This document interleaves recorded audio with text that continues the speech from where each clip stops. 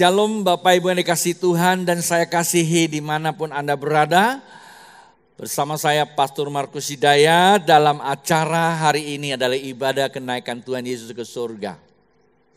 Dan kita tahu Pak Bu, seluruh dunia sekarang sedang menyelenggarakan ibadah pada waktu yang sama untuk wilayah yang sama. Indonesia Barat jamnya sama, Indonesia Timur mungkin tidak sama. Tetapi ada yang pada jam tidak sama pada area, tetapi pada waktu yang sama. Umpamanya kalau di timur jam 11, kita jam 10. Atau jam 10 kita timur jam 11, kita jam 9, selisih 2 jam. Tengah yaitu jam 10, kita jam 9. Ada yang seperti itu, tapi ada yang mungkin serentak sekarang semuanya jam 9, berarti kita ada selisih. Bukan itu isunya Pak Bu, isunya adalah kita semua ada di dalam kasih Kristus. Jam juga tidak bisa memisahkan kita, yang bisa memisahkan kita adalah kejamnya orang menghina kita. Enggak seperti itu. Ya, enggak ada yang kejam cuma diri kita, tidak bisa terima diri kita bahwa gambar Kristus. Baik Pak Bu, jadi kita tidak berlama waktu, saya berterima kasih kalau Bapak Ibu mengikuti acara ini. Tentu saya selalu berpesan begini ya, duduk sama-sama dan keluarga, jadilah imam, bawa catatan, bawa Alkitab supaya apa yang disampaikan itu Bapak Ibu bisa mencatatnya, kemudian renungkan hari-hari ke depan dan itu bisa menjadi kekuatan buat kehidupan kita. Nah, walaupun kita distancing, ada yang berkata begini sama saya, Pastor sudah lama kita enggak gereja ya. Ya saya sangat mengerti maksud gerejanya itu kalau kita bersekutu nggak masalah. Tapi terkadang saya berpikir juga kalau kita sering kali disuruh gereja, nah kadang-kadang Daniel itu gereja lagi. Biasa ya sifat manusia ketika diberi kesempatan lalu cari alasan, ketika tidak ada kesempatan dia cari kesempatan, itulah manusia. Tapi tidak apa-apa ya. Itu menyadari kita bahwa kita masih kurang dari kesempurnaan, kurang dari kehendak Tuhan. Nah itulah sebabnya hari-hari ini kita perlu banyak belajar. Tuhan beri kesempatan buat kita belajar bagaimana kita memaknai panggilan Tuhan di dalam hidup ini. Apa sih yang kita buat? Oke, hari ini saya membawa topiknya, jadi pertanyaan banyak orang. Apakah Bapak akan khotbah akhir zaman? Ya memang kita berada di akhir zaman, tapi saya tidak menyentuh secara detail apa, dan karena bukan seminar akhir zaman, barangkali hari ini kalau saya buka banyak ayat, barangkali juga agak panjang waktunya, enggaklah sampai 1 jam, saya usahakan singkat saja, tapi bukan singkatnya itu, tapi jelas ya itu loh ya. Nah temanya memang dikatakan bahwa Yesus segera datang. Apa maksudnya? Saya melihat beberapa ayat di dalam Alkitab, gitu kitab Wahyu. Tapi yang terpenting buat orang Kristen itu adalah new world, ada dunia baru buat Anda dan saya. Dunia yang lama ini tidak akan diganti oleh Tuhan, tetapi ditransform, dibaharui. Karena ada orang-orang yang telah mengalami transform, yaitu adalah orang-orang yang sudah diperbaharui, sudah lahir baru, diperbaharui terus menerus. Mungkin saat-saat ini merupakan suatu eskalasi yang lebih cepat gitu ya. Ada satu proses percepatan yang begitu cepat supaya terjadilah sebuah pembentukan lebih menyerupai Kristus, lebih menyerupai dan lebih selaras ya dengan apa yang mau kita hidupi akan datang, namanya dunia baru atau kerajaan 1000 tahun. Maka ada proses-proses tertentu kalau kita mengerti Alkitab. Tetapi saya tidak masuk terlalu dalam. Nah ayat ini sebenarnya sudah lama saya baca. Kemudian ada beberapa peralihan kontennya lebih menekankan situasi kekinian. Sampai pada pagi tadi pun Tuhan terus berbicara sama saya, apa sih yang perlu saya sampaikan. Pak Bu, pada dasarnya kita ini punya Tuhan, ya itu yang penting. Punya Tuhan, dan Tuhan kita itu bukan Tuhan yang diam seperti pendeta mungkin hari-hari ini kayak kami ini apapun alasannya kan lebih suka diam di rumah. Terkadang memang jemaat juga membutuhkan pertemuan atau tatap muka, ya. Memang ada juga kadang-kala orang berkunjung tidak temukan, ya pendeta juga manusia, ada rasa takut dan ada prepare sana prepare sini. Contoh rumah saya, karena saya tinggal dengan anak-anak sama cucu-cucu yang masih kecil-kecil. Kadang-kadang kan yang kecil-kecil itu kan kita juga jaga supaya mereka aman in home, katanya at home gitu ya, di rumah itu nyaman supaya tidak ada yang keluyuran datang terlalu banyak gitu loh. Nah terkadang kan kita tidak tahu orang dari mana, bahkan kalau ada yang kirim barang pun mereka nggak masuk, di luar saja gitu loh. Nah protek-protek kita kadang-kadang kayaknya kok berkelebihan, itulah namanya new normal. Kata sekarang, kalau saya kemarin bilang itu normal di tengah tidak normal, tapi rupanya diksi yang dipakai lebih kepada new normal, ada normal baru. Ya, kenapa ada normal baru? Iyalah ya, contoh-contoh banyak, tapi saya tidak bicara ini di sesi pertama. Mungkin minggu kita ada bicara sesi yang kedua, lanjutan dari hari ini. Nah, itulah sebabnya perlu kita sikapi, jangan kita cuma hanya menanti kapan berlalu. Pertanyaan itu selalu ada, kapan ya pastor ini berlalu? Kalau ada tanya sama saya, kalau saya bilang mungkin akan berlalu, itu namanya saya sok tahu. Ya saya bilang enggak mungkin akan berlalu, itu juga sama sok tahu. Tapi udahlah kita belajar sama Ebit lah, tanya sama rumput yang bergoyang. Sebenarnya tanya sama Roh Kudus saja. Soal waktu kita enggak usah persoalkan, kata Alkitab ya.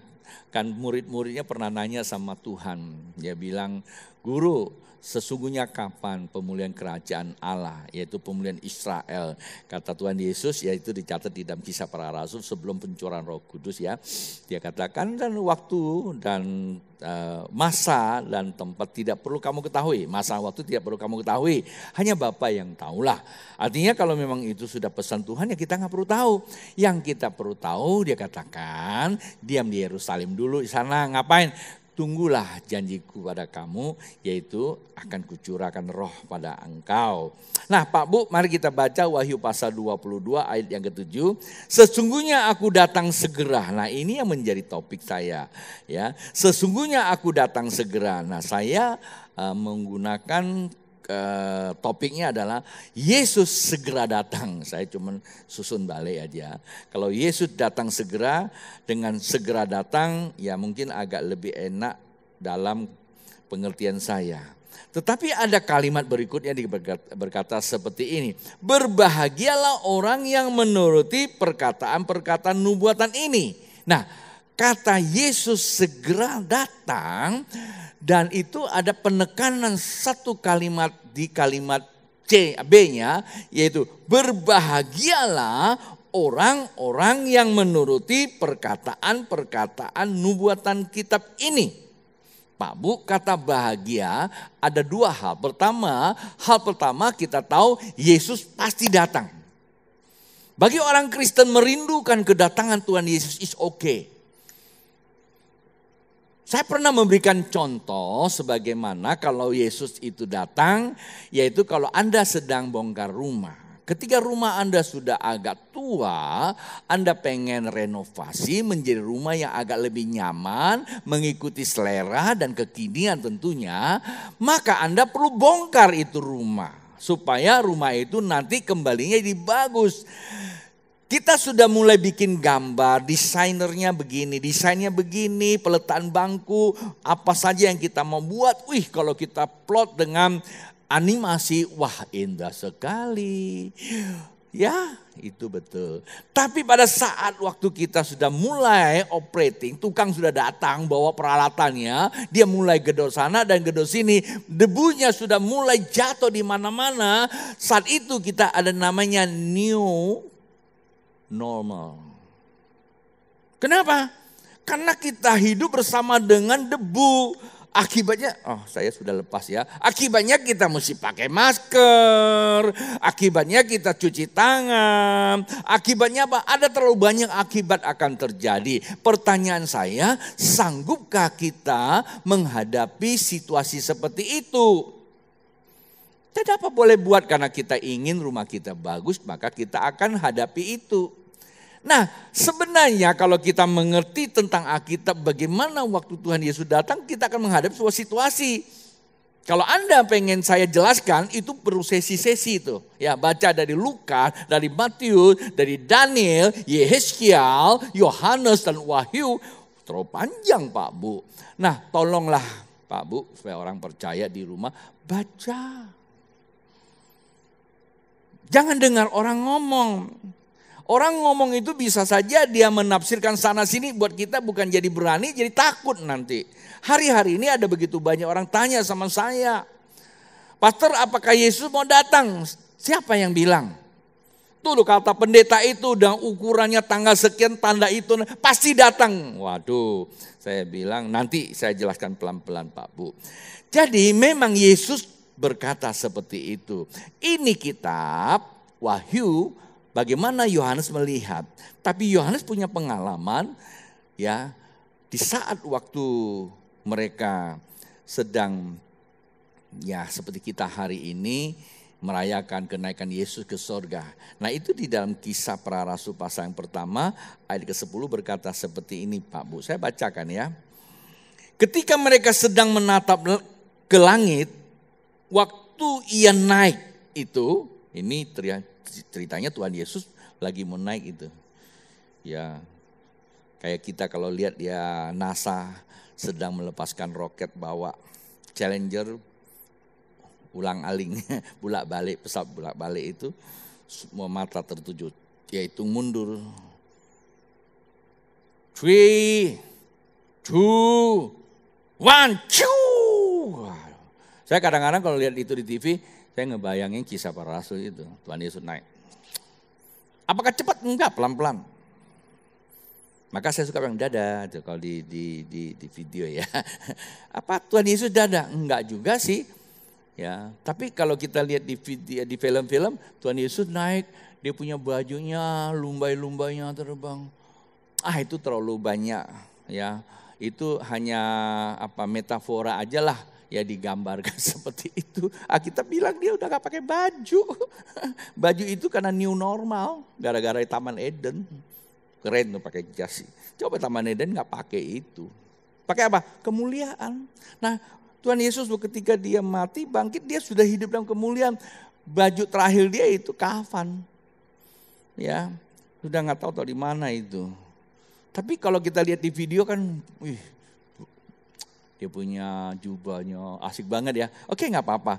Nah tapi kadang-kadang kita coba memvisualisasikan seperti itu. Lalu salah juga sebenarnya ya. Tapi memang Tuhan Yesus itu naik, dikatakan dia naik ya. Naik kemana? Ya, dia naik ya. Kemudian di situ dikatakan ya, ke langit waktu ia naik tiba-tiba berdirilah 2 orang yang berpakaian putih dekat mereka. Ya penulisnya ini si dokter, ya si Yohanes, si dokter ini, dia mungkin lihat karena baju putih ya, karena malaikat baju putih. Akhirnya kadang-kadang kita di gereja ada yang pakai baju putih itu malaikat. Sebenarnya kalau benar malaikat asli nggak pakai baju. Ya, cuma persoalan kalau sini tiba-tiba tampil ada sekelompok anak muda nggak pakai baju, wah itu nanti besok ditangkap lagi. Ya seperti itu ya Pak Bu ya. Tapi ya enggak apa-apa, kita bukan lihat soal bajunya, tapi itu sebuah metafora. Lalu dikatakan begini, ya dikatakan apa? Tiba-tiba berdiri pakai putih dekat mereka, nih ayat ke-11, dan berkata kepada mereka, hai orang-orang Galilea, mengapa kamu berdiri melihat ke langit? Ini orang dua tadi itu nggak ngerti kali itu orang lihat apa gitu ya. Ya pastilah dia lihat ke langit, dia katakan apa? Lihat langit, Yesus ini. Wah di sini ada penegasan ya. Rupanya pertanyaannya langsung dia menegaskan ya karena ada tanda tanya. Lalu dia yang menegaskan Yesus ini yang terangkat ke sorga. meninggalkan kamu. Wah, kata meninggal itu memang sesuatu yang menyedihkan ya kalau kita dengar. Tapi ini ayat kan tidak putus. Akan datang kembali dengan cara yang sama seperti kamu ya melihat dia naik ke surga. Sama-sama katakan apa? Amin. Pak Bu, Yesus pasti datang. Percaya atau tidak percaya, Anda mau sungguh-sungguh atau tidak sungguh-sungguh, dia pasti datang. Cuma pertanyaannya kapan datang? Kita nggak mempersoalkan kapan datang. Ya, sebab pendeta tidak punya hak dan Alkitab memang tidak menceritakan tentang kapan dia datang. Bahkan dia kata nggak usah tahu, hanya Bapa yang tahu. Tapi pendeta cuman hanya bisa membacakan Alkitab. Sebenarnya tanpa pendeta bacakan Alkitab, baca di rumah juga udah cukup. Cuma memang dalam kehidupan ada tatanan, kita perlu dididik, perlu mentor. Maka tugas seorang pendeta bukan mengajar dengan berbagai teori, konspirasi dia, pengalaman dia. Dengan berbagai pengalaman, kalau saja dia punya pengalaman masa lalu yang negatif, itu kadang-kadang bisa terkonspirasi ke dalamnya. Maka jadi persoalan lagi. Harusnya seorang pendeta itu bacakan Alkitabnya. Saya senang kalau sekolah teologi itu selalu mengajarkan kepada kita eksegesinya itu adalah induktif. Berikanlah contoh-contoh di dalam Alkitab. Bolehlah cara metafora kita saksikan apa yang kita pengalaman kita lakukan. Tapi itu bukanlah pengajaran, hanya perlihatkan saja. Ya, tetapi Alkitab itu jauh lebih baik. Nah karena itulah malaikat ini sampaikan kepada mereka bahwa yang kamu lihat itu loh, gurumu itu sudah bilang bahwa dia bakal datang. Yohanes saat itu juga lihat. Cara yang sama. Nah Pak Bu, hari ini saya memberikan kunci topik yang akan kita bicara. Yesus segera datang apa? Ada dua. Terkadang kita ini terkunci kepada yang pertama. Yesus akan datang hari ini. Kita semua serentak merayakan kenaikan Yesus ke surga. Habis itu kita tunggu 10 hari curahan Roh Kudus. Saya tidak mau mempersoalkan. Cuma kalau saya cerita jadi agak aneh lagi gitu ya. Lah barang udah datang. Barang udah ada di situ. Ya kita tungguin 10 hari. Kayak kita lagi bikin film gitu. Ya bikin film gini. Orang udah ada di situ. Tunggu, kamu jangan keluar dulu. Seolah-olah aku tuh lagi nungguin kamu. Sayang datang dong sayang. Padahal di situ dia tuh kan. Kameranya kan ngasih dia kan. Sayangku. Terus itunya skenario berkata. Di detik kesekian nanti si sayangnya mulai jalan masuk. Gitu. Tok. Padahal tadi udah ada kok. Itu film. Itu namanya film untuk bios. Sebuah penglihatan yang sifatnya cuma hanya mempengaruhi mental kita. Salah nggak? Nggak salah. Sehingga kita mengalami sebuah situasi yang seringkali dikatakan situasional.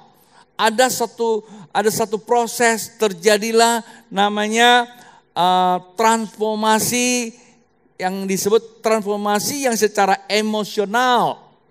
Ya, ada sebuah reaksi emosional. Setelah itu, rasa banget Tuhan hadir. Kalau saya nih disuruh tunggu sana, lalu sini teriakin, pastor datang dong, pastor datang. Gua teriakin juga, lu nggak lihat gue ya? Nah itu kira-kira. Tapi salah nggak sih? Nggak salah. Ya, tidak salah kalau orang mau buat gitu, itu kan persepsinya dia. Tapi yang saya persoalkan di sini bahwa Yesus akan datang. Yang pertama, Yesus sudah datang. Secara pribadi dia manusia udah datang. Dan kemudian dia memberikan perjanjiannya bahwa dia akan berikan Roh Kudus. Kita tahulah 10 hari setelah itu Roh Kudus sudah dicurahkan. Sudah datang di sini. Maka lagu saya tulis masih dalam konteks karismatik yang agak terlalu emosi gitu ya. Saya bikin lagunya ya, Roh Kudus datanglah. Ya, sekarang kan dia tidak datang gitu, masih minta dia datang. Sekarang saya tukar, Roh Kudus penuhi, karena dia memang sudah datang, penuhi kita. Itu yang terpenting Pak Bu. Nah saya mau konteksnya seperti itu. Hari ini saya tidak bicara terlalu banyak tentang Kisah Para Rasul pasal pertama ayat 8 tentang Roh Kudus akan datang. Dia sudah datang. Tetapi yang saya mau sampaikan di sini adalah Yohanes waktu di Pulau Patmos, dia melihat ada satu pesan penting bahwa dia segera akan datang yang kedua kali. Ngapain? Karena dia datang mau menegakkan perjanjiannya, yaitu ada tatanan baru atau disebut dunia baru. Bukan dunia baru, bumi baru, belum ya. Bumi baru itu bukan dunia baru. Itu bumi yang datang dari sorga.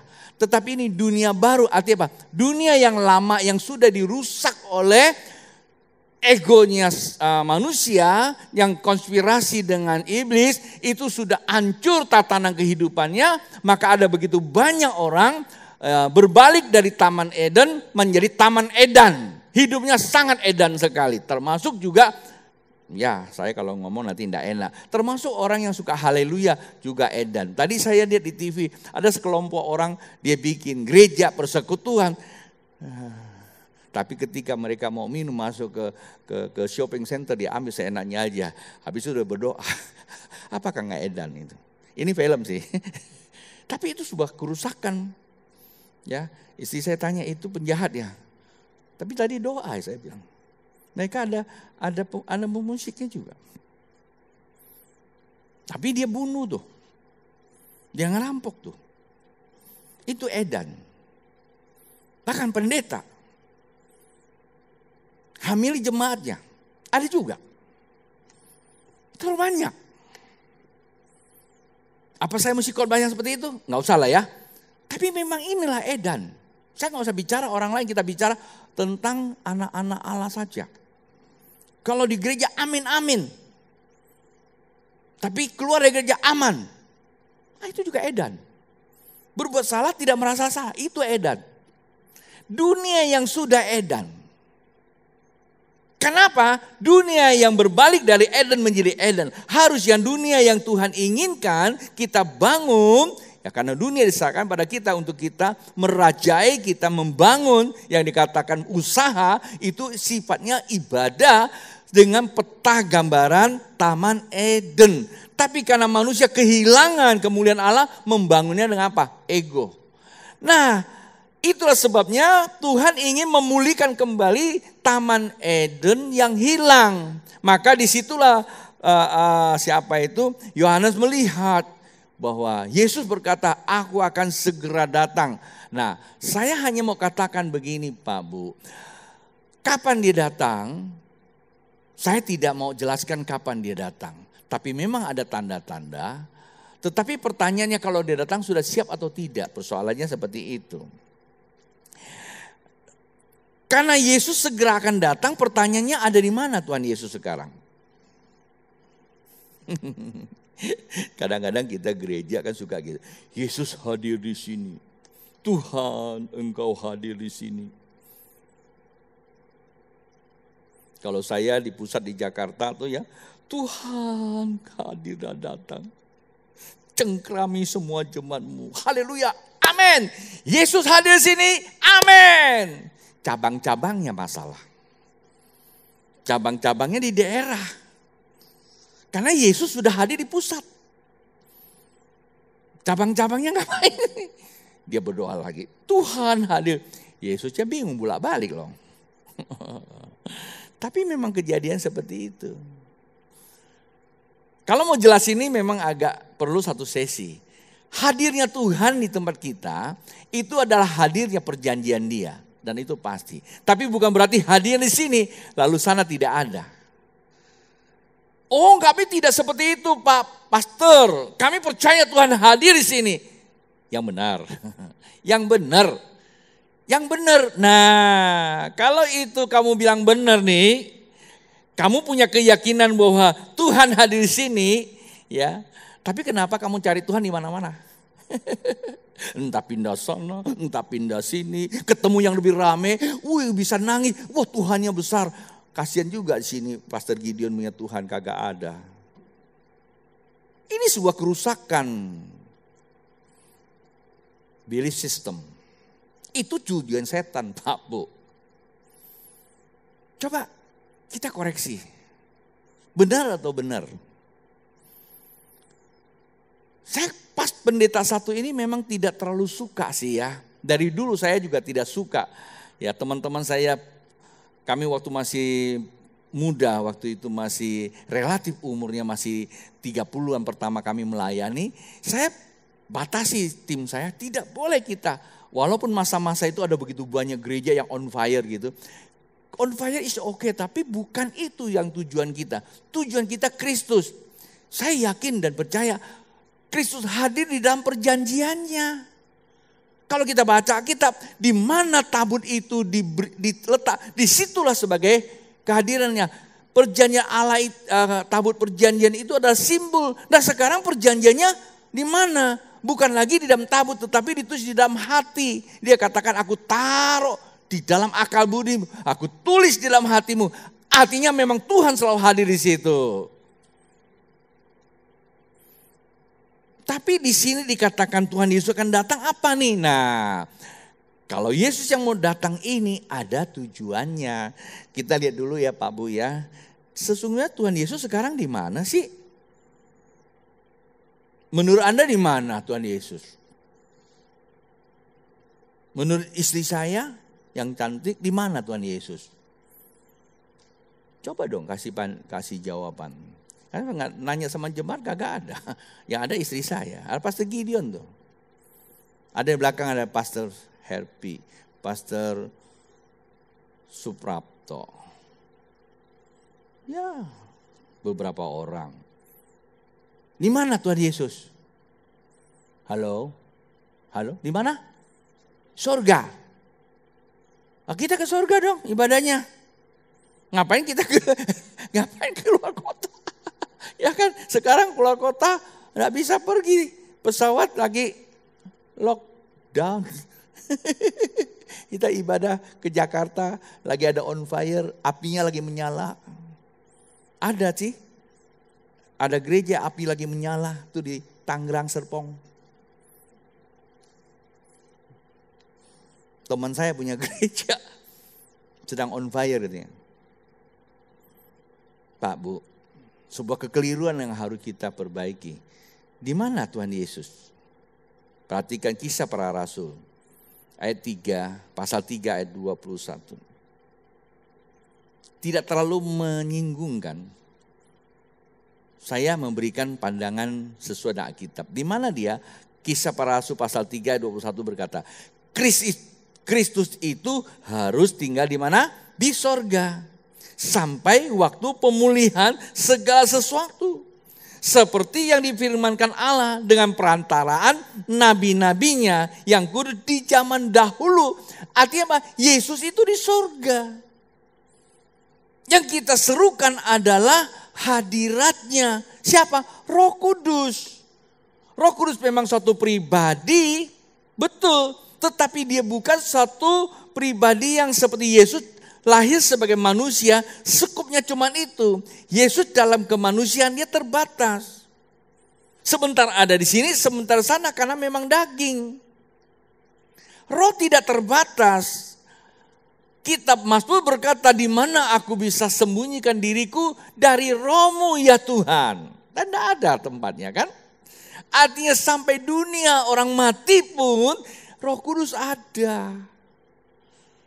Loh kan tidak ada yang bertanya kenapa ada di dunia orang mati Yesus juga ada. Roh Tuhan ada di situ. Ya karena nanti pada satu pengangkatan sangkakala Allah ditiup tatat, orang-orang yang mati di dalam Kristus akan bangkit dulu. Yang membangkitkan dia siapa? Ya Roh Kudus yang membangkitkan dia. Kemudian dia akan kumpul bersama dengan Yesus itu di awan-awan. Maka di situ dikatakan di dalam Kisah 1 ayat yang ke-11 dia akan datang yang sama di awan-awan. Kita tidak bisa Yesus ada di Menteng, Yesus ada di Tanjung Priuk, Yesus ada di Kalimantan, Yesus ada di Singkawang, Yesus di Pontianak. Tidak bisa seperti itu. Tapi kalau kita bilang Yesus hadir di sini, namanya hadir. Roh Kudus juga namanya Yesus. Secara manusia Yesus pakai nama Yesus. Dia adalah manusia. Maka dia berkata di dalam Yohanes pasal yang ke-17. Bapa, nama yang engkau berikan kepadaku. Namanya Yesus itu adalah Yehuwa. Dalam bahasa keseharian kita Yesus. Artinya apa? Dia yang ada menyelamatkan. Bahasa Ibrani saya lupa sih. Karena saya tidak ahli. Ya kan? Artinya apa? Aku adalah aku. Aku yang ada menyelamatkan, itu namanya Yehuwa. Nah, engkau yang berikan kepadaku namamu, itu nama siapa? Nama Bapa. Dia yang ada menjadikan semua yang tidak ada jadi ada, dan itu disebut juru selamat. Waktu Yesus sebagai manusia tuh, waktu anak manusia. Tetapi waktu Roh Kudus apa?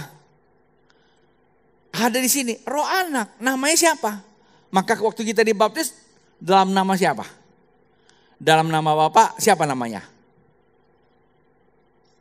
Bapak siapa namanya? Elohim, panggilan. Tapi Abraham pengen tahu siapa nama. Baru dia bilang, namaku, aku adalah aku. Kata aku adalah aku, sebenarnya di situ dikatakan apa? Aku adalah Yehuwa. Seringkali kita bilang Yehova atau Yahweh, bahasa Aramnya itu kan agak ke sana. Tapi yang benar adalah Yehuwa. Sehingga pada saat waktu diterjemahkan dalam Septuaginta itu namanya Yeshua. Jadi Yesus. Itu nama Bapa.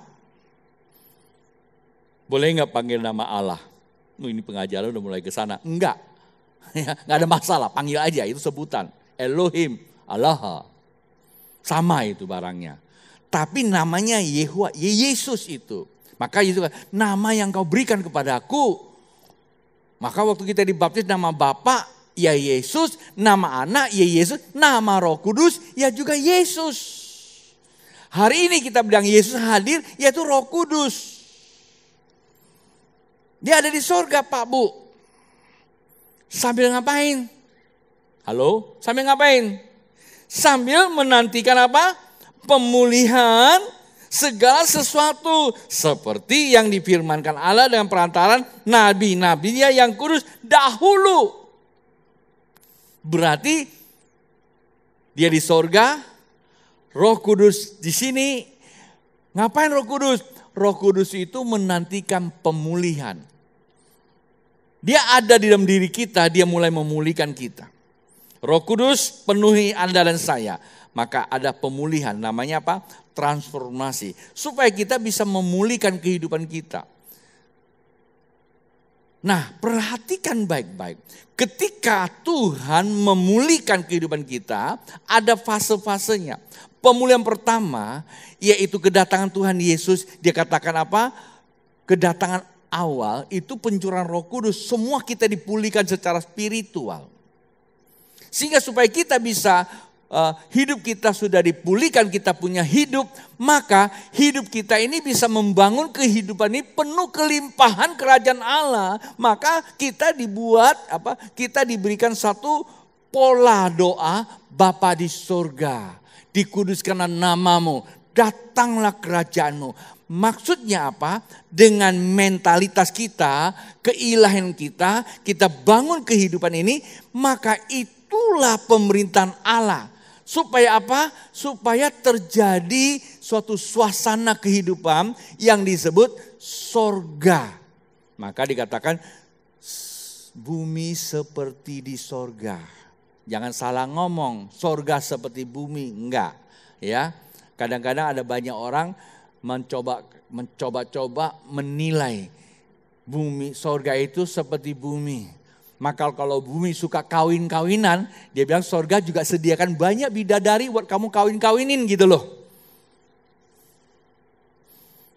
Ketawa tuh yang doyan katanya. Itu salah. Sorga seperti bumi. Harusnya bumi seperti sorga. Kata Alkitab sorga itu tidak kawin mengawinin. Berarti bumi juga tidak boleh kawin mengawinin dong. Ya, kita bukan kawin mengawinin, kita itu membangun keluarga. Oke lah, jangan lama-lama yang di sini ya. Nah, sambil menantikan pemulihan pertama Roh Kudus memulihkan hidup. Nah, pemulihan yang kedua adalah kehidupan yang diserahkan kepada manusia untuk menata kembali kehidupan ini dengan gambar Allah. Sebelum kita membangun kehidupan, maka ada sebuah proses. Dia kata, engkau sudah lahir kembali supaya engkau terus menerus menanggalkan manusia lamamu. Ya, terus menerus dipulihkan pengetahuan kamu tentang Allah. Sehingga kamu menjadi serupa dengan Dia. Ketika kamu serupa dengan Dia, cara berpikir, cara kamu melakukannya, semuanya petanya sama. Karena saya ini adalah orang teknik, biasa kita ada rancang bangun. Setelah kita buat perencanaan, kita sudah terbitkan namanya, ada draft-draft untuk kita kerjakan. Setelah kita sudah unwasing sama-sama, ada namanya meeting proyek, kita berikan kepada semua field manager di lapangan untuk kerja. Tapi sebelum mereka kerja, satukan dulu konsep cara berpikir, gambar besarnya. Kemudian setiap hari kita meeting lagi, berapa prosesnya. Ya, ada namanya reportingnya, ada namanya draft, sub draftnya lagi, ada gambar sub draftnya lagi. Terus sampai akhirnya peta ini sama gambarnya. Gedung atau semua peralatannya setelah selesai seturut dengan rencana kita yang sudah ada drawingnya, ada perencanaannya. Sama Allah juga begitu. Nah, yang menjadi pelaksananya adalah Anda dan saya yang telah dipenuhi Roh Kudus, kita bekerja. Tapi ingat Pak Bu, itu pekerjaan yang sifatnya normatif secara ilahi. Ada pekerjaan secara abnormal. Nah, ini dia nih. Maka dikatakan hidup normal di tengah tidak normal. Seperti hari-hari ini kan gak normal tuh. Terus ini kasus pandemi COVID-19 ini kan gak normal kan? Membuat kita semua gak normal. Coba bayangkan aja. Datang kita cuci tangan. Pakai masker. Masih apa lagi? Terlalu banyak yang gak normal. Pria-pria sekarang cuci piring. Bantu ibu-ibu di rumah. Masak dia. Gak normal. Sebenarnya ini normal sebenarnya. Ini normal gitu loh. Seharusnya memang begitu ke Taman Eden. Karena sudah edan sekarang kita punya duit. Kita punya duit perintah. Bu, neng. Westes sini, bersihin. Wih, sekarang kan kalau di restoran, bersihin dong. Dari tadi gua duduk sini lo, mau jualan nggak lo? Nggak, sini nggak ada. Di sana sini. Sikapnya, tapi kalau dipanggil apa? Matius, Matius. Begitu masakannya agak lambat datang ini, ditungguin. Nggak taunya makanannya pindah ke sebelah sana. Itu kan tadi pesanan saya loh. Gimana loh, gue udah pesan lama sini, kok dia duluan. Nggak taunya sama-sama pendeta lagi. Gue pernah jumpai, ada teman saya nih, lagi naik mobil. Teman-teman pendeta. Dia mau tikung, terus tiba-tiba ada mobil, lihat, kurang aja dia buka pintu, kurang aja dulu. Nggak taunya yang salah apa? Shalom Pak.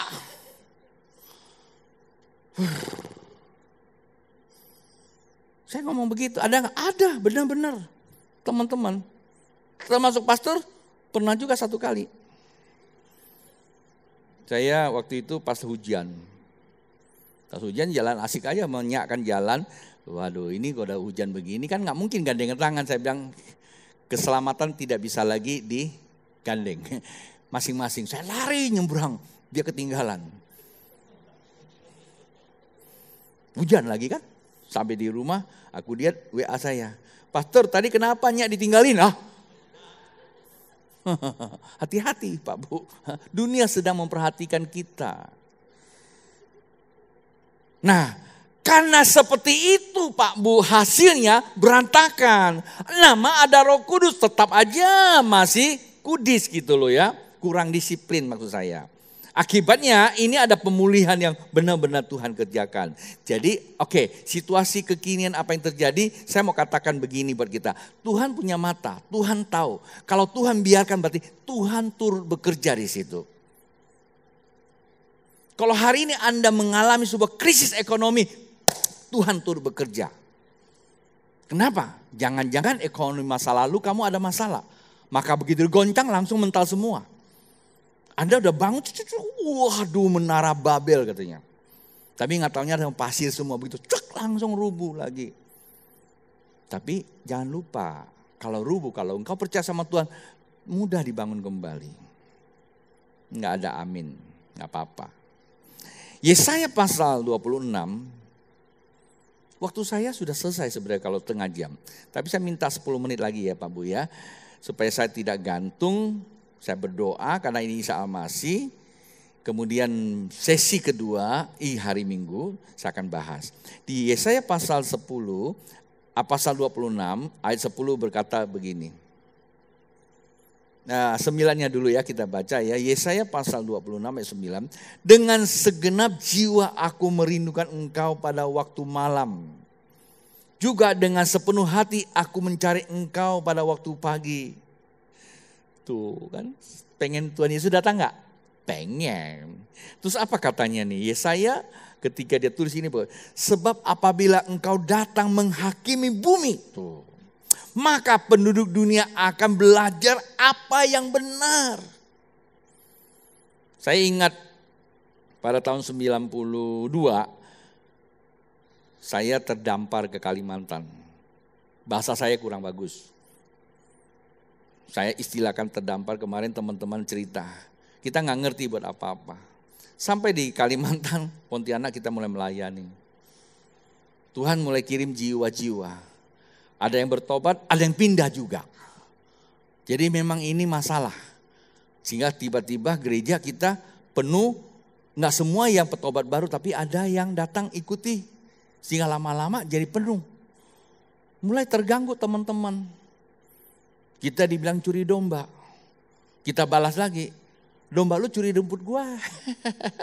Kan begitu. Kita dituduh curi domba, kita balas apa? Domba lu curi rumput gua. Nih bayar katanya. Nah, ya itu manusiawi lah, ini masa lalu. Satu hari saya diundang khotbah di tengah pertemuan para sinode. Ketua sinode datang, pelepasan mahasiswa. Saya disuruh khotbah. Saya pikir, ya ampun, saya harus berdiri di atas sekian banyak para hamba-hamba Tuhan, senior-senior semua yang notabene pernah mengecap saya salah. Dianggap apa?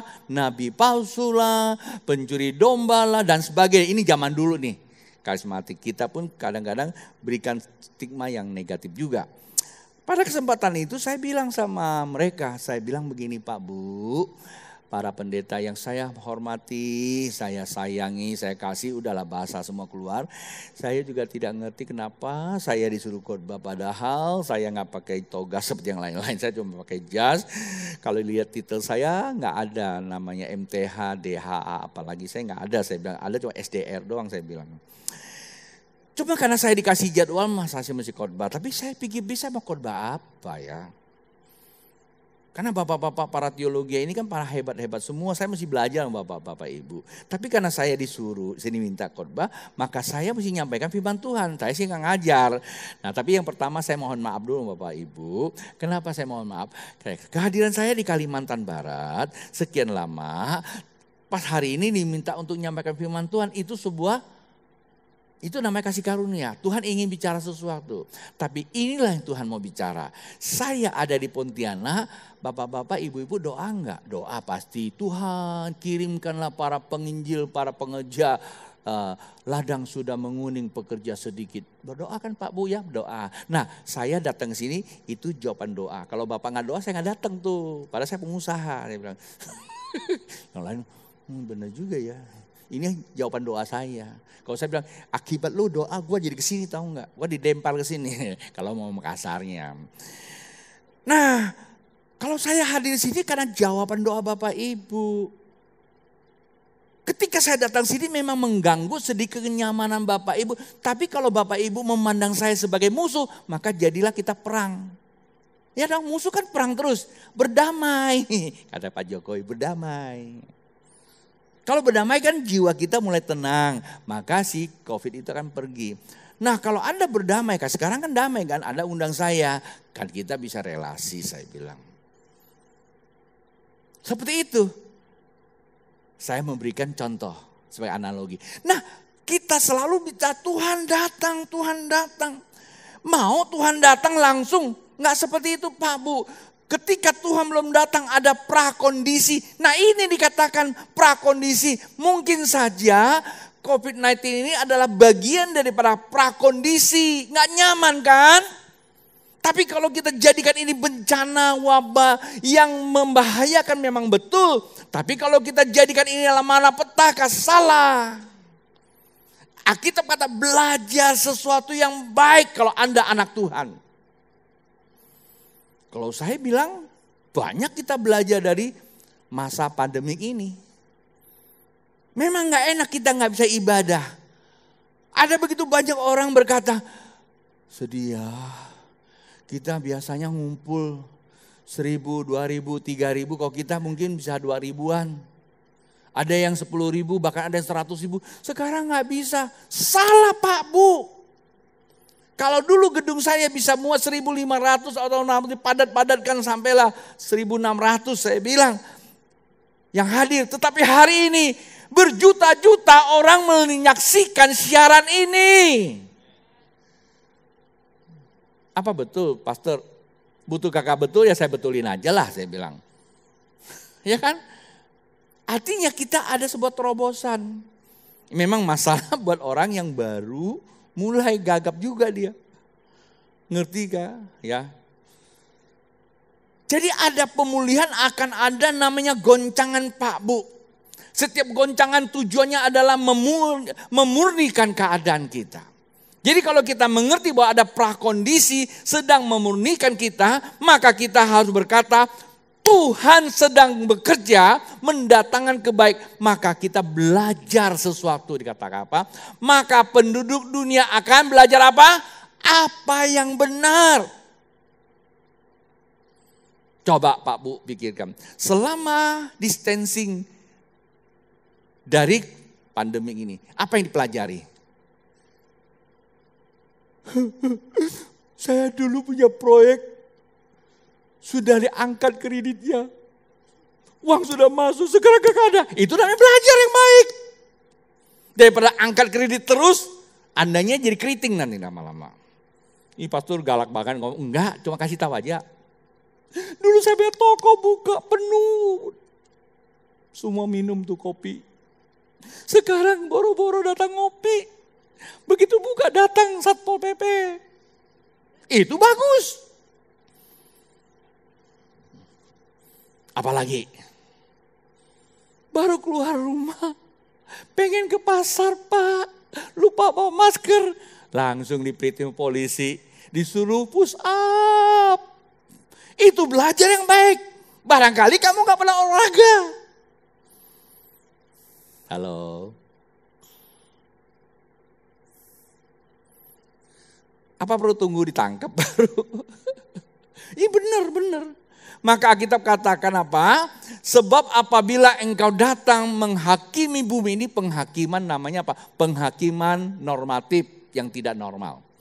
Ya, sedang memulihkan. Jadi Tuhan izinkan ada bencana, kalau ada baca kitab Lukas, ada peperangan, ada bencana, ada wabah. Nanti ada apa? Ada kelaparan kalau kita baca kitab Lukas ya. Ada namanya wabah, kemudian ada namanya kelaparan. Daripada saya ngomong-ngomong lebih baik saya bacakan ayatnya ya. Kayak seminar aja saya jadinya.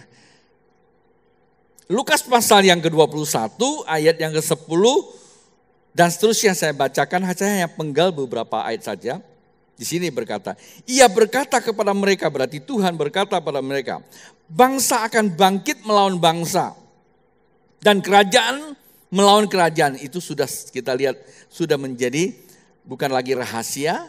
Dan itu sudah sering kita lihat macam-macam dari awal dari kedatangan Tuhan Yesus pertama sampai hari ini perang. Tapi ini yang menjadi perhatian. Dan akan terjadi gempa bumi yang dahsyat. Itu pun sudah sering kali terjadi.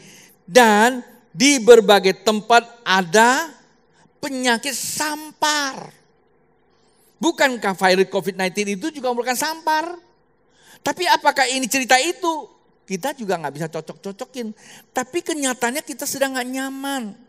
Buktinya tuh sebagian pakai masker. Artinya Anda takut sama siapa? Takut sama pendeta. Iya.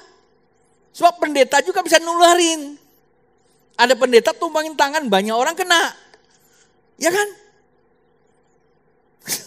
Jadi virus itu kita nggak tahu. Kadang-kadang lihat istri kita. Saya bilang sama istri saya, lu tadi ke warung kan? Lu kutak-katik barang kan? Lu dia semua nggak pakai masker kan? Kan lu beli barang kan? Lu tenteng sendiri. Gua nggak bantuin. Nggak normal kan? Jadi ada yang lihat, ini pastor kok istrinya suruh. Ya, dia beli di pasar. Ya kan, gue jaga diri juga. Istri sendiri juga. Kita curiga, jangan-jangan dia keril. Terus kita lihat ada anak datang, lu pakai masker dong. Jangan-jangan keril. Mik, saya semprot dulu tuh kalau mik dikasih. Jadi apa? Ya, saya cari orang aneh. Di tas bawa apa tuh? Hand sanitizer. Terus semprot. Saya dulu punya satu teman dokter, kalau kemana dia bawa semprotan itu. Itu berapa tahun yang lalu. Dia duduk, dia semprot, langsung pegang-pegang kepala dia. Gue bilang, Pak itu kan memang ada rambut ya, enggak biar dingin dia bilang. Ya, dia dokter, dia kalau semprot dengan alkohol kan, terus dia pegang-pegang, kenapa? Biar dingin. Jadi gue kadang-kadang gue coba juga, dingin juga lo bener. Dulu saya ketahuan orang, sekarang ngetahuan diri sendiri. Pakailah ini kembali supaya gak kelihatan. Jadi orang aneh enggak? Ini namanya enggak normal. Maka kita mau normalkan ini yang tidak normal. Kan gak nyaman kan? Nah tapi kita tangkaplah ini sesuatu yang baik buat kita. Kita dididik lama-lama kita jadi kebiasaan hidup di tengah dunia yang seperti ini. Tapi ada masalah nih Pak. Di ayat berikutnya. Ya. Penyakit sampar kan? Saya kembali lagi ke tadi di Yesaya. Nah, ini kalau khotbah model yang begini kan suka lompat-lompat ya. Di Yesaya pasal 26 di ayat yang ke-10. Nah, perhatikan Pak ya, ini nasihat buat kita nih firman Tuhan. Seandainya orang fasik dikasihani oleh Yang Maha Esa, ia tidak akan belajar apa yang benar. Nah, ngutukin terus. Ini bencana, ini macam-macam. Pemerintah dimarahin, tetangga dimarahin, pastor dimarahin, rohaniawan dimarahin. Ya gak syukuri. Akibatnya apa? Ia akan berbuat curang di negeri di mana hukum berlaku. Bukankah sekarang kita udah lihat? Hukum Indonesia distancing. Ada namanya PSBB. Ya, pembatasan apa itu? Siapa ya? Pembatasan sosial berskala besar. Sekarang ada dikendori sedikit. Transportasi umum dibuka, tapi harus gunakan apa? Gunakan protokol distancing. Bagus itu. Tapi karena kita ini orang fasik nggak mau belajar yang benar, karena ini perlu ada surat kesehatan baru bisa naik. Dia beli tuh, curang kan? Dia beli. Bro, gua mau ke Surabaya. Gua dengar katanya lu kan bisa keluarin surat kan? Oh ya bisa, gampang. Nih 75.000. Hanya sepotong surat ini kata apa? Ada terlalu banyak kondisi seperti ini kita mulai curang. Tidak seharusnya kita lakukan sesuatu tapi kita lakukan. Contoh sederhana lagi. Mungkin kita punya usaha tidak perlu ada namanya refleksi. Bukan refleksi, relaksasi. Tapi karena kesempatan langsung ajukan bang, tolong bang tolong ya, relaksasi. Lu punya uang banyak kok. Keluarin. Karyawan gak usah dipecat. Kalau memang benar-benar kena kayak kita ya iyalah kita pecat juga. Bukan pecat, kita rumahkan. Tapi kalau itu jangan curang. Saya bilang sama staf saya, jangan curang. Kalau memang gak bisa, bilang sama gak bisa. Rumahkan saja udah. Daripada kita tergantung-gantung gitu. Tapi kalau bisa jangan ambil kesempatan langsung mengajukan permohonan apa? Ini perbankan nih, apa namanya? Relaksasi. Bisa bayar dong. Kalau nggak bisa bayar, bilang nggak bisa bayar, selesai. Kita negosiasi, rekapitulasi atau restrukturisasi kembali. Tapi kalau bisa bayar, simpen, usaha lagi. Nanti kalau sudah di open saya bisa bangun lagi. Hei, itu namanya curang. Itu orang fasik namanya. Pak Bu, orang fasik akan kena hukuman. Apa dia bilang? Ia akan buat curang di negeri di mana hukum berlaku. Nah, kalimat yang terakhir. Cuma di rumah boleh baca. Dan apa? Dan apa? Dan apa? Halo, dan apa? Dan tidak akan melihat kemuliaan Tuhan.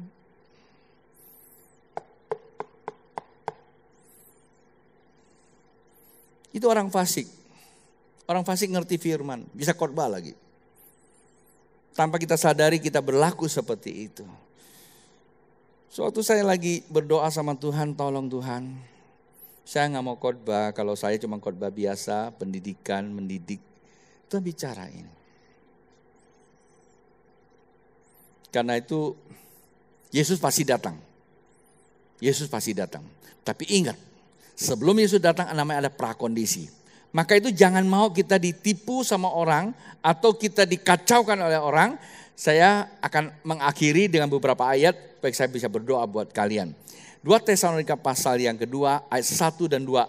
Di sini jelas dikatakan tentang kedatangan Tuhan kita Yesus Kristus dan terhimpunnya kita dengan Dia, kami minta kepadamu saudara-saudara supaya kamu jangan lekat bingung.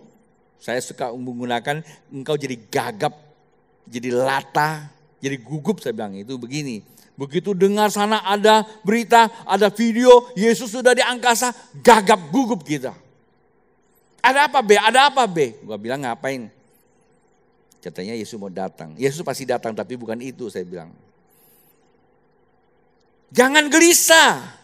Baik oleh ilham roh maupun oleh pemberitaan atau surat yang dikatakan dari kami itu. Suratnya Tuhan, suratnya Rasul juga jangan dipakai kalau dipelintir katanya. Seolah-olah hari Tuhan telah tiba.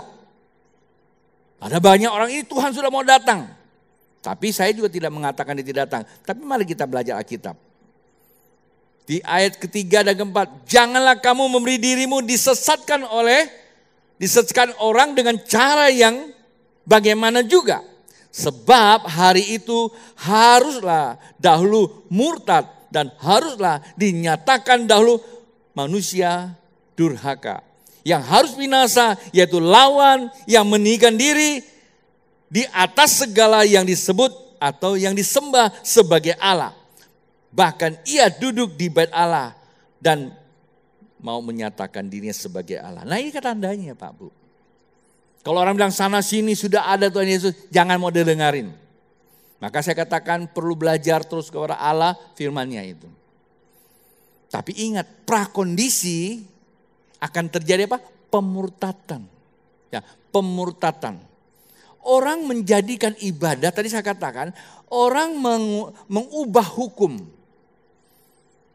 Saya kemarin lagi sharing-sharing sama anak-anak dan ada celetukan dari anak, Pak bikinlah satu buku lagi tentang perpuluhan. Supaya jelas, karena kemarin saya share panjang lebar tentang perpuluhan. Kadang-kadang kita nggak ngerti, kita dimurtadkan juga gara-gara perpuluhan. Karena sana bilang kemarin waktu kita siaran di Cafe Morning ada banyak pendeta tanya saya, jemaat kami Pak sekarang pada nggak mau bayar perpuluhan. Karena dengar sana ada pengajaran ini dan itu. Jawab dong Pak, saya mau jawab apa ya? Kalau Anda tanya saya, salah nggak perpuluhan? Nggak salah. Kalau saya bilang salah nggak perpuluhan? Ya nggak salah. Nggak salah kah Pak? Ya salah juga. Salah dan tidak salah tergantung persepsinya Anda bagaimana menerjemahkan Alkitab. Itu kan. Tapi ingat, gara-gara ini kita bisa murtad. Kenapa? Kita harusnya bayar tapi kita nggak mau bayar. Harusnya bayar kita nggak bayar. Yang tidak harus bayar kita bayar. Begitu loh, ngerti nggak? Nggak harus bayar kok. Tapi kita bayar. Gue suka kok sama Gideon. Gideon ngomongnya bagus. Langsung tangannya gemetar. Pastor, rekeningnya berapa? Saya mau transfer perpuluhan. Kan tidak harus bayar. Ini Pak Suprapto, ini kan gembala saya. Ngomongnya susah, nggak rohani, nggak ada urapan. Tapi nggak apa-apa lah, saya kasih. Ini Pak Pastor, persembahan apa? Perpuluhan. Dipotong-potong. Nah itu. Kenapa kok pastor ngomong perpuluhan hari ini? Karena ini ada nyangkut orang murtad nih. Kenapa? Nah, saya mesti clearkan dong supaya Anda tidak ragu. Ada ayat mengatakan begini supaya kita paham ya. Di ayat yang ke-7. Karena secara rahasia kedurhakaan telah bekerja. Artinya setan berkonspirasi dengan semua sektor. Sektor rohani, sektor ekonomi, sektor sosial, sektor kesehatan, sektor politik. Lah kalau saya mau bahas kan jadi panjang. Satu sektor aja bisa 2 sesi Pak Bu. Apakah Bapak sebagai orang ahli ekonomi? Tidak, saya punya data-data ekonomi. Sektor sosial saya punya data-datanya. Konspirasi setan di situ banyak. Belum lagi kalau Anda tadi saya kepengen putar satu video tapi saya tanya anak saya boleh enggak? Katanya janganlah Pak. Karena saya dapat satu video bagaimana tentang pembahasan ekonomi karena ini menyangkut TV internasional dan juga dokter-dokter internasional berbicara itu. Apa yang sedang dan akan terjadi dan itu bisa memberikan pencerahan sebenarnya. Tapi karena ini punya mereka saya nggak berani puterin. Karena ditayangin kan. Itu cara ekonomi. Tiba-tiba kita mulai dibawa ke sebuah dimensi. Seakan-akan inilah merupakan sebuah transformasi atau sebuah evolusi kehidupan yang harus kita ikuti. Ini teknologi. Salah Pak Bu. Begitu kita masuk, kita susah kembali. Ini namanya cara iblis bekerja. Kita harus belajar tentang keadaan, maka Tuhan belajar dari musim. Supaya kita bisa dapatkan sesuatu benar. Maka baca Alkitab. Kita ini bukan belajar, tapi kita suka cari kepenuhan diri. Ego kita, apalagi kalau kita punya uang.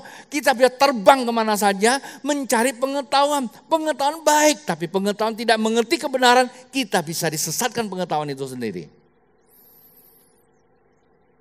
Berapa banyak teman-teman saya, semakin sekolah tinggi, dia gak mengerti bahwa ilmu itu datang Tuhan. Anda boleh berpikir, kata Alkitab, tapi janganlah engkau berpikir sedemikian rupa melampaui imanmu. Karena Senin akan datang, saya punya topik di apa itu? Online on fire. Iman dan income. Wih, mantap sekali. Ya, topiknya sangat menantang. Iman dan income. Barang siapa yang pengen tingkatkan income, datanglah situ.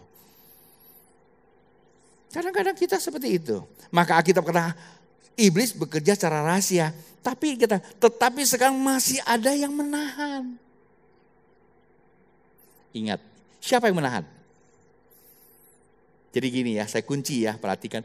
Pemusik boleh ke atas. Saya kunci nih. Tuhan Yesus akan datang. Para malaikat katakan dia akan datang cara yang sama.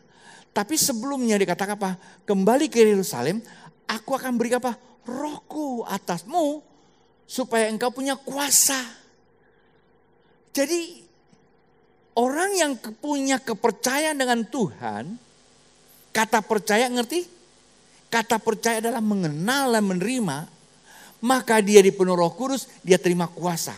Kuasa inilah yang akan mencerahkan hati kita, sehingga kita cerdas untuk mengambil keputusan. Ini yang bisa menahan pekerjaan si pendurhaka. Kecerdasan dari Allah, yaitu hikmat dan didikan yang harus kita beli, bukan kita minta. Beli artinya kita perlu belajar. Kata beli, orang ekonom bisa ngerti. Kata beli itu namanya apa? Pertukaran. Kalau engkau mengeluarkan satu, akan kembali satu. Kalau engkau ingin dapatkan kebenaran, mendapatkan pengetahuan Allah, kamu harus memberikan diri kamu yang kamu tidak tahu itu. Itu nanti sore saya akan bahas di situ lebih banyak tentang soal jual beli.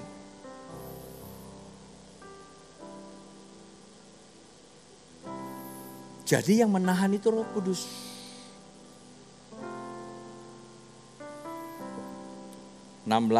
Yohanes 16 ayat 13. Yang menahan ini. Tetapi apabila ia datang, yaitu Roh kebenaran, ia akan memimpin kamu ke dalam seluruh kebenaran. Sebab ia tidak akan berkata-kata dari dirinya sendiri. Roh Kudus tidak akan pernah mau memperkatakan apa yang ada pada dia. Dia memperkata apa yang akan terjadi sesungguhnya buat kita. Dia tidak datang dengan konsep dia, kamu gak boleh enggak. Dia akan kasih tahu sama kalian. Dia akan kasih tahu kita. Dia datang kepada saya. Tony, aku kasih tahu sama kamu ya. 1 jam atau setengah jam ke depan, tuh ada kopi udah sediakan. Itu kasih tahu saya. Bukan ide dia, tapi memang sudah disediakan. Apalagi. Setelah ini nanti habis kopi nih kamu nih, istirahat sebentar, jam 12, ada makanan. Artinya Tuhan sudah tahu apa yang tersedia di depan itu. Itu Roh Kudus. Dia akan beritahu kepada kita apa yang sedang terjadi. COVID-19 bukan rencana Allah. Tapi Allah izinkan terjadi untuk mendewasakan kita menghadapi situasi yang ada. Kalau kita bangkrut, kita sakit hari ini bukan rencana Allah. Tapi Allah izinkan itu terjadi supaya kita tetap eksis. Maka dalam kondisi kita seperti ini, jangan gentar dan jangan getar. Jangan kehilangan iman. Pastor, gimana kalau yang kena langsung mati itu? Gak apa-apa, nanti ada kebangkitan. Justru bagus, dikasih sakit dulu. Tuhan tolong Tuhan, terus selesai udah. Daripada kalau dia lagi enak-enak bawa mobil mewah, langsung jegrel, langsung belum sempat bertobat, habis surat barang. Pilih yang mana? Khotbah saya agak nyinggung? Enggak. Kalau bangkrut, bagus. Bertobat ada bangun kembali lagi. Adakan sebuah strukturisasi kembali. Gereja kita saya bilang sama David, sama Erna, sama para pendoa. Tuhan ingatkan saya, format kembali. Ada banyak yang salah kita bangun walaupun kita sudah bertobat waktu datang kepada Bapak rohani kita. Tapi kita belum melakukan sebuah format. Dengan kasus ini, kita dipaksa untuk format. Saya senang dengan tim penatua. Saya gak berani ngomong. Saya cuma hanya keluarkan, kita perlu format dari mereka datang. Kami siap di format Pak. Kami rela Pak.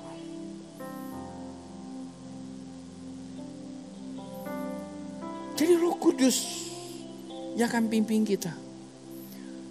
Kita ngaku kita penuh Roh Kudus. Apa yang Roh Kudus kerjakan dalam hidup kita?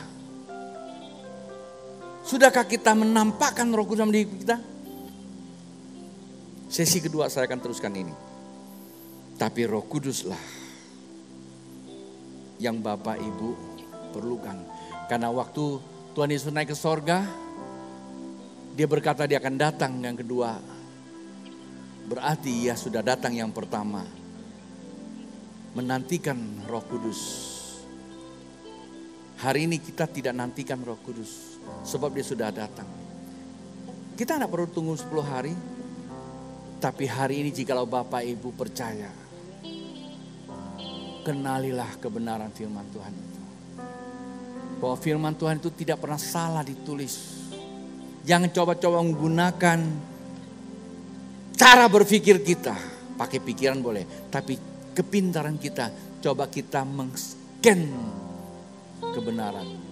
Dengan kemampuan kita. Manakala kita mulai scan dengan pengetahuan kita. Seringkali saya gunakan istilah itu adalah imitasi. Kita meniru. Karena pengetahuan itu ada tiruan. Kita belajar sana, belajar sini. Sehingga menjadi masukan. Kita mulai tiru dia. Istilahnya namanya imitasi. Tiruan. Waktu kita mulai meniru kehidupan kita orang lain. Kita mulai tiru dunia. Maaf ya, kayak begini kan tiru juga. Gara-gara sana ada gereja yang pakai begini kayak kita pakai. Maaf ya, saya contoh aja contoh. Nggak apa-apa sih, sini bebas kok. Dulu zaman saya bertobat nggak boleh kena bulu jin gini. Jin nggak boleh ditengking. Itu kayak saya begini, lunglai begini. Zaman dia nggak boleh. dasi merah, masukin. Baju harus putih, jas mesti dikancing. Gak boleh pakai topi, kurang hormat. Kita mulai tiru dunia, tidak salah. Tapi kalau kita mulai tiru yang gak benar, menggunakan hal-hal yang tidak boleh kita halalkan, kita coba masuk ke daerah namanya okultisme. Atau permainan jiwa. Supaya orang tuh tertarik. Dengan musik yang bisa mempengaruhi jiwa. Dengan spirit yang bekerja di balik daripada konspirasi dengan rohani yang dikatakan itu. Buat orang tertarik. Itu namanya terimitasi.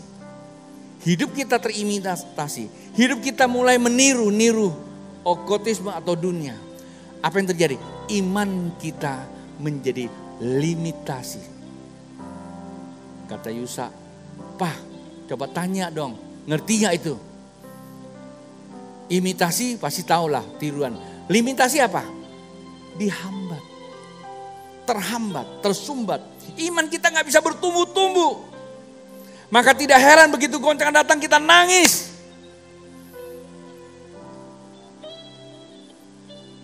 Yang jadi persoalan, domba yang dikorbankan, kita lupa. Tapi kita mulai cari kambing yang hitam. Saya di gereja yang salah. Saya punya ayah salah. Saya punya guru salah. Semua salah, dia yang paling benar. Padahal sudah ada domba yang dikorbankan. Nggak perlu cari kambing hitam. Carilah titik yang hitam dalam dirimu. Pak Bu, saya mengakhiri. Mari kita periksa mana titik hitam kita. Kalau hari ini engkau susah, engkau takut, engkau bingung, itulah titik hitam kamu gak mau belajar. Begitu ada pertemuan, engkau banyak kesibukan, engkau tidak mengerti menghadapi situasi ini. Jangan cari kesalahan titik hitam kamu. Pastor, kenapa saya apes banget kena begini? Cari titik hitam kamu.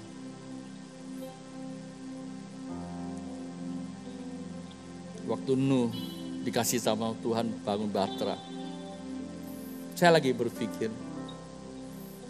apa betul cuma 8 orang itu yang Tuhan rencanakan? Enggak. Seperti Tuhan datang kepada Abraham, cari 50 yang benar. Abraham tawar sampai 10 juga gak diketemukan. Tunggang balikkan Sodom dan Gomora. Tuhan penuh kasih.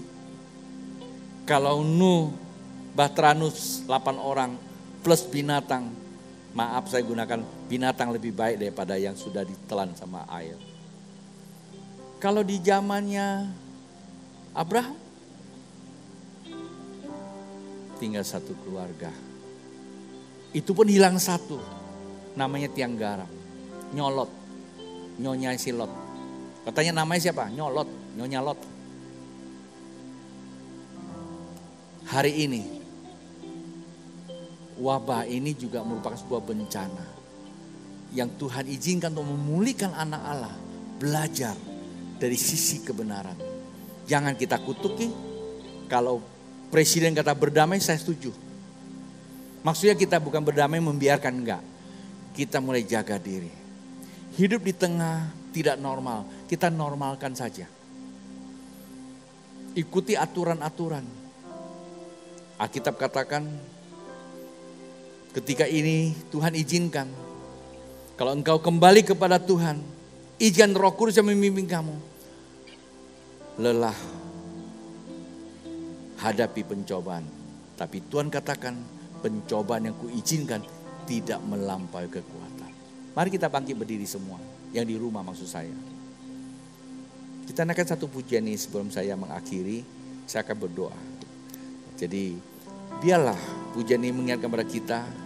Lalu dimanapun Anda berada. Periksa.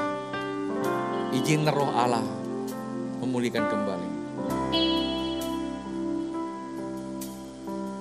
Oh,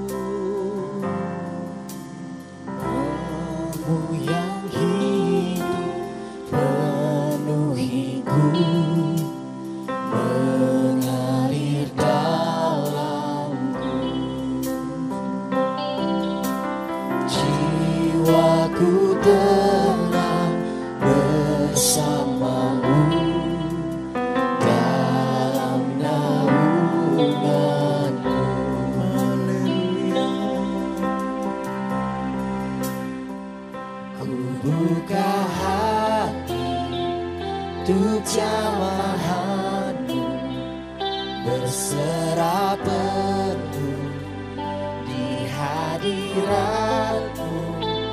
Kau ambil alih seluruh hidupku, di altar-Mu menyembah-Mu.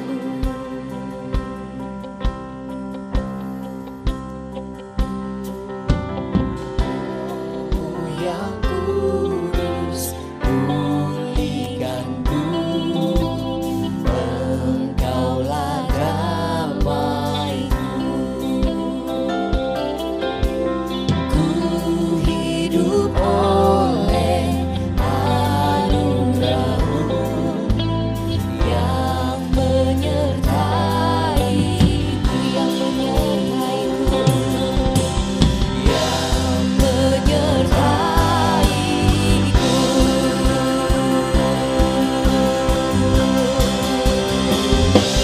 Buka hati untuk jamahan-Mu, berserah penuh di hadirat-Mu. Kau ambil alih seluruh hidupku, di altar-Mu menyembah-Mu. Ku buka hati untuk jamahan-Mu, berserah penuh di hadirat-Mu. Kau ambil alih seluruh hidupku, di altar-Mu menyembah-Mu.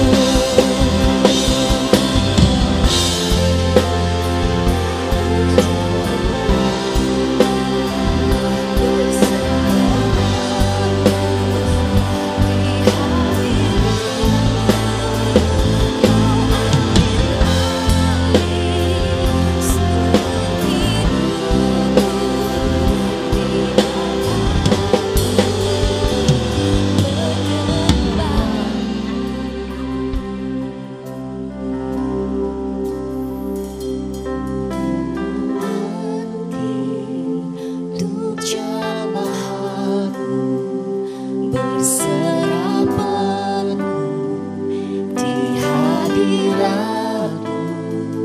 Kau ambil alih seluruh hidupku, di altar-Mu menyembah-Mu.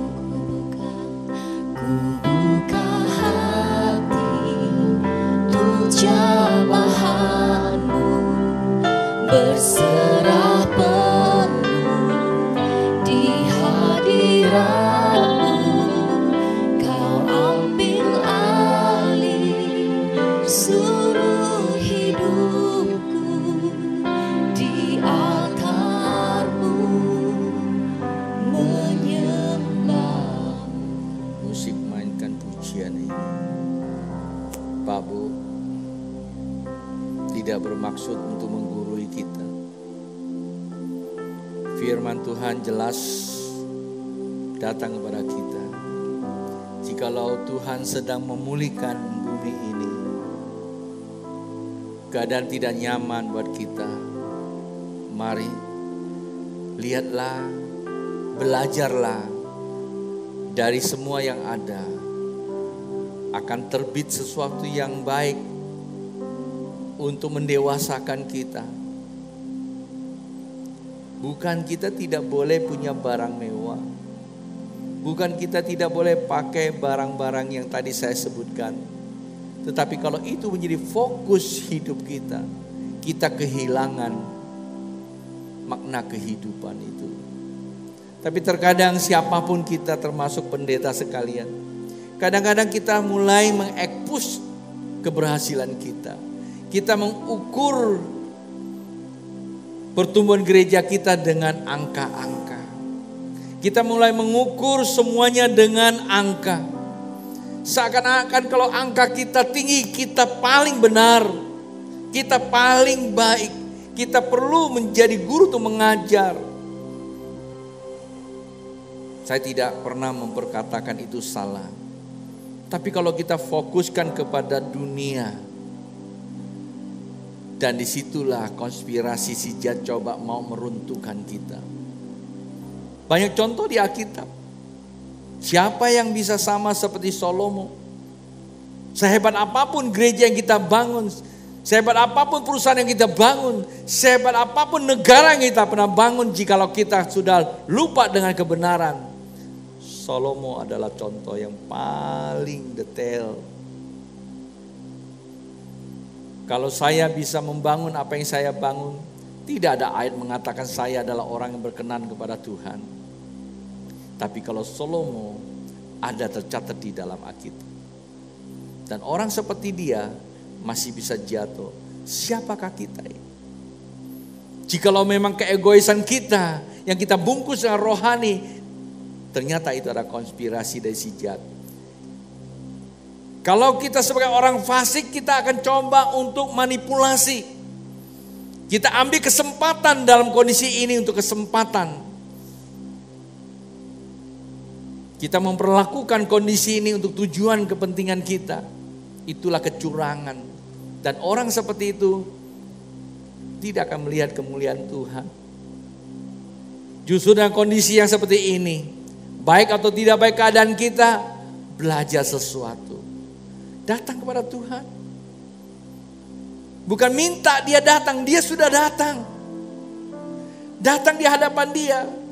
Kalau Anda di rumah, Anda mau bersikap respect, Anda maju satu langkah dari tempat duduk Anda. Dekatkan diri Anda di monitor. Bilang sama Tuhan, Bapa, aku sudah bersalah kepada Bapa dan bersalah kepada sorga. Seperti anak yang terhilang. Bukan Bapa jahat, tapi egomu yang membawa engkau keluar dari Bapa. Egomu yang menghantar engkau mengalami dunia yang sedang goncang. Kegoncangan itu bukan Allah Bapa yang mendatangkannya, tapi engkau masuk kepada fase kegoncangan, itu namanya dinamika kehidupan. Tapi engkau tidak punya kekuatan untuk menghadapi kegoncangan. Sehingga kau jatuh bangkrut, kau jatuh sakit, kau jatuh bermasalah hari ini. Tapi ketika engkau angkat tangan, bilang, Bapa, aku telah bersalah kepada engkau. Aku telah bersalah kepada sorga. Maka hari ini jadikanlah aku hamba. Bapa datang memeluk engkau oleh rohnya. Mari tanganmu terangkat pada dia. Dia akan memeluk engkau. Huria rabasa kata karaya rabase keka karaya rabasa kata karaya. Bapa, teringat padaku pada tahun 2002 yang terjadi, ketidaksanggupan hamba-Mu untuk melanjutkan pelayanan. Mata ini hanya tertuju kepadamu Bapa, seperti Yosafat berkata, aku tidak tahu buat apa dan aku tidak punya kemampuan.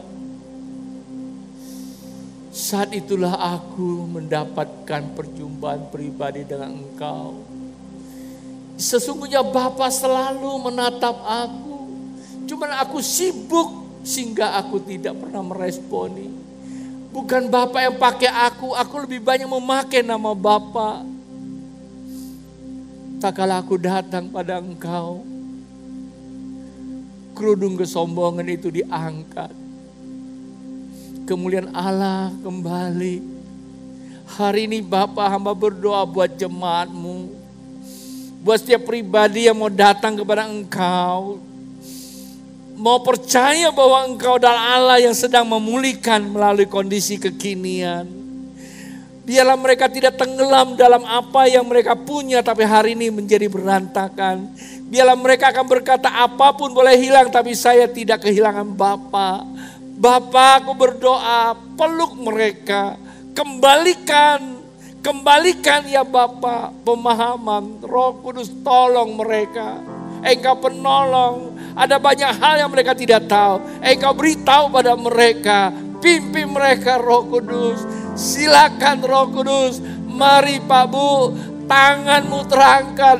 Berserahlah sepenuh hatimu. Berserahlah sepenuhnya. Berserahlah saat ini. Hirarabasa kata karaya rabase. Kandaya rabasa kata karaya rab. Oria rabasa kata karaya raba. Sheke kakaraya rabasa kata karaya rab. Serahkan padamu, katakan Roh Kudus, ambil alih hidupku, ambil alih hidupku. Hika kakalaya laba sakatakala laba seke kakala hika takala seke kakala seke kakala. Pelepasan terjadi buat Anda yang sudah jauh. Anda sudah terkonspirasi dengan pikiran si jahat selama ini menenggelamkan Anda kepada egoisannya. Tuhan lepaskan.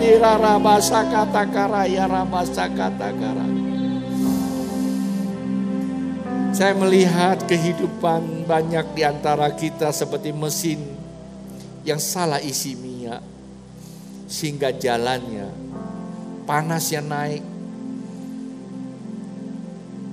Tapi mengalami goncangan terus. Hari ini Tuhan sedang memberi minyak yang baru. Dia sedang mengisi minyak yang baru. Supaya mesin dalam hidupmu akan kembali lancar lagi. Kembali lancar lagi, bilang sama Tuhan.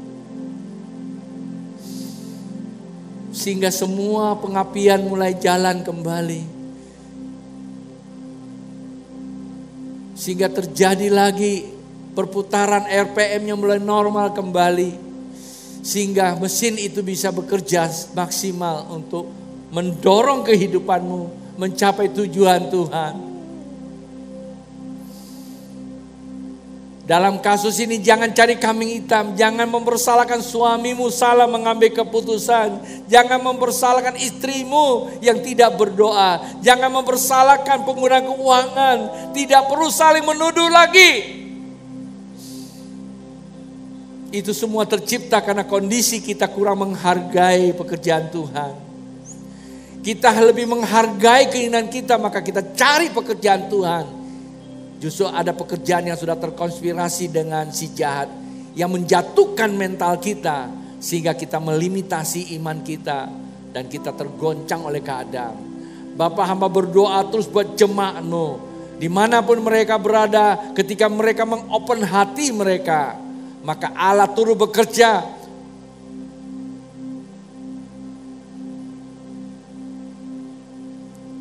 Tuhan kasih saya penglihatan, ada beberapa di antara kalian harus hati-hati. Hidupmu seperti sebuah truk gandengan. Gerbong yang tergandeng itu nyaris putus. Yang saya mau katakan bukan saja putus Anda tertinggal, tapi Anda akan mundur, terjungkal ke jurang. Segera periksa kembali ikatanmu dengan Tuhan. Ikatan. Apa yang kau ikat di bumi akan terikat di sorga. Engkau telah lalai perjanjianmu. Engkau telah salah di dalam maknai perjanjian. Maka ini persoalan yang luar biasa. Hal ini yang menyesatkan banyak umat Allah. Dimanapun Anda berada. Walaupun Anda bukan lagi jemaat SAM 21, ketika kau dengarkan khotbah ini, ingat gandengan ini nyaris lepas. Kembalikan. Jangan melihat ukuran gerejamu, jangan melihat ukuran gembalamu. Yang engkau perlu ikat kembali adalah ukuran imanmu. Naikkan statusmu adalah anak Allah. Bukan gereja mewah, bukan gereja besar, bukan pandainya pendeta yang membawa engkau ke sorga.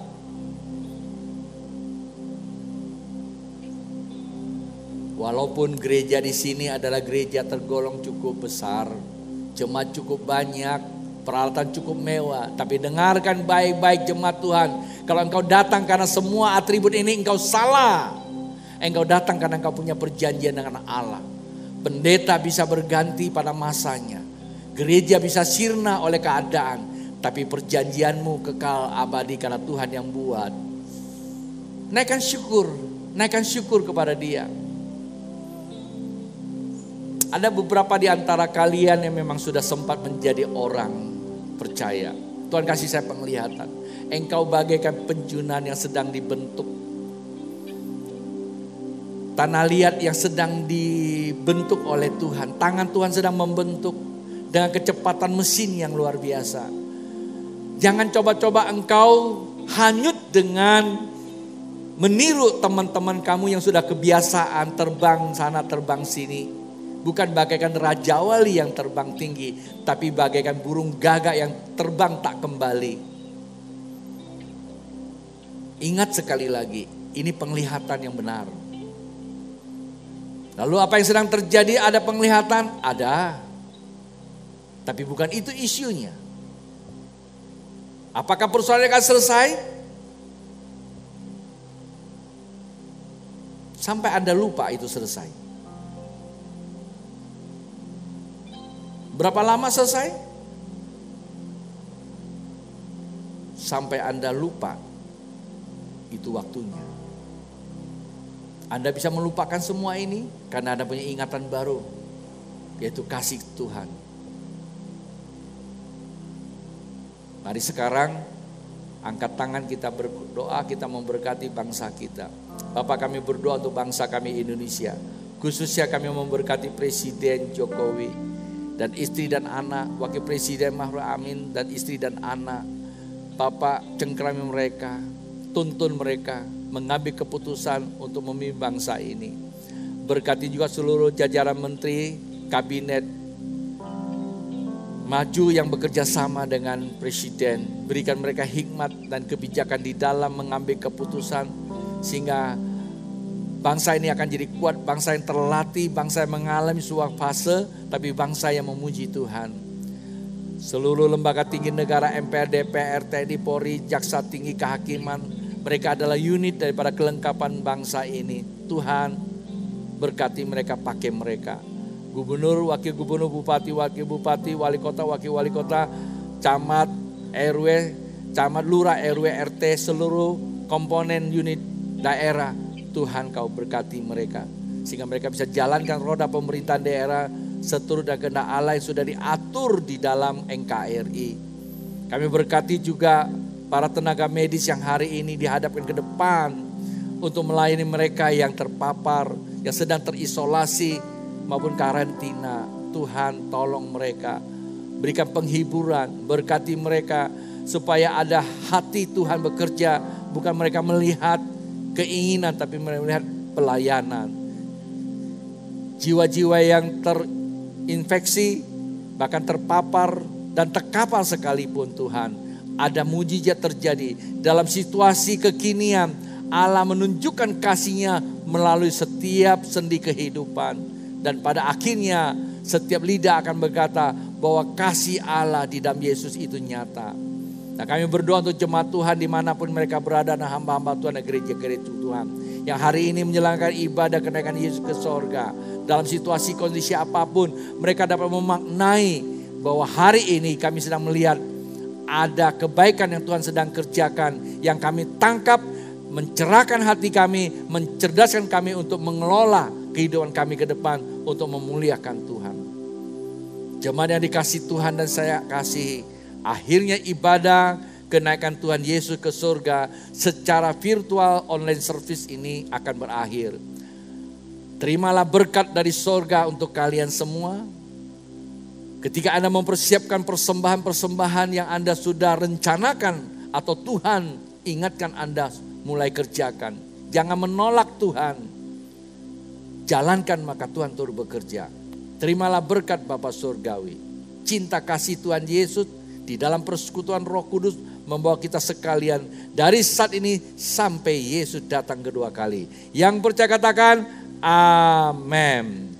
Pak Bu, akhirnya kita akan berpisah, kita akan off dan saya akan mendarat. Tuhan memberkati, jumpa kembali kita pada hari Minggu dalam ibadah virtual secara online service.